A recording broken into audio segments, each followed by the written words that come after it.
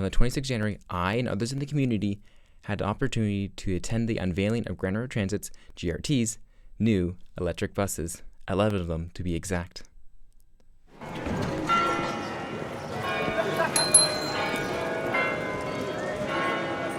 These buses were manufactured by Novabus, who are based just outside of Montreal. These buses also come with a beautiful custom wrap, and it and the buses will be first visible on routes 6 and 21 in Kitchener-Waterloo. Now, I did intend to take the bus to the event as GRT encouraged us, but because of other things in my schedule, I ended up missing my bus, and I ended up biking instead, because my bus only comes about every 30 minutes or so. Now, if the bus came every 15 minutes, now it would have been impossible for me to just continue walking to my stop and wait an additional 5 or 8 minutes till it arrives. But that's not the case. However, the bike ride was nice at least. Now, back to the buses. To my surprise, these buses are 550 kilograms lighter than the hybrid buses that GRT is currently using alongside their diesel buses. GRT says some of the weight savings comes from the aluminum wheels and the lighter materials used in the seats. Ultimately, this will help with extending the range of the buses. I have more to say about the weight, but I'll get back to that later. Now, how will these buses charge? Well, they can be plugged in from either side of the bus right now. Also, they do have the ability to be charged from overhead with a pantograph, kind of like what Edmonton's Prototerra buses are like, which could allow quicker charging in the garage or topping up at stations on the go.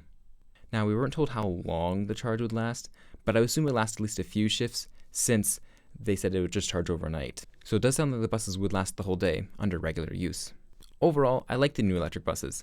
It looks and feels similar to the current ones, with the exception of being more quiet and not smelling like diesel as it picks you up or drives past you when you're walking or biking. Now, I don't know about you, but for me, I find vehicle exhaust smells worse in the colder months, especially diesel. So this is a welcome change for me. In addition to the smell, and while we're on the topic of exhaust fumes, GRT even says their buses emit 20% of the regional government's emissions per year. And the GRT says they're committed to more zero-emission vehicles within the next 2 decades, especially as their buses naturally finish their life cycle. In my opinion, electric buses are a huge bonus for the health of people in the community. Now, let's get back to the weight topic. Now, this is a common discussion around batteries because batteries are heavy. They take a toll on our roads, especially in places where these materials are mined. So until newer and better battery technology comes along, we need to be responsible with currently mined materials and use them wisely. And heavy batteries on our roads is a questionable use case. This doesn't mean batteries on buses are bad. On the contrary, I believe batteries on public transportation vehicles is a much better use than privately owned vehicles, since the power of the bus could move more people more efficiently than an electric SUV, sedan, or pickup truck ever would. What I would love to see is the increased realization of our battery weight problem, with hope to increase the desire for trolley buses in our urban areas. I was even told that TransLink in British Columbia asked Novabus if they could make trolley buses for them, since their electric buses already seem to have the ability to pull power from above. However, Novabus said the demand isn't there yet, and it's not as simple as TransLink suggested that you can simply just add a pantograph and make a few other changes. Novabus added their company that needs to do what makes the most business sense, and they don't see trolley buses and hydrogen buses in their portfolio for at least a decade from now.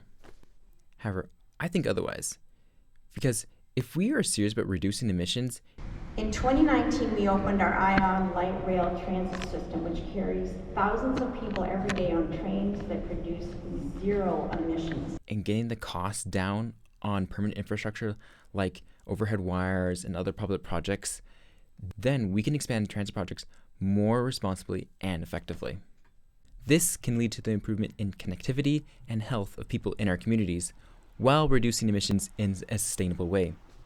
This means we aren't just moving our ecological and environmental problems from one place to another. I won't say much about trolley buses, but I will say this.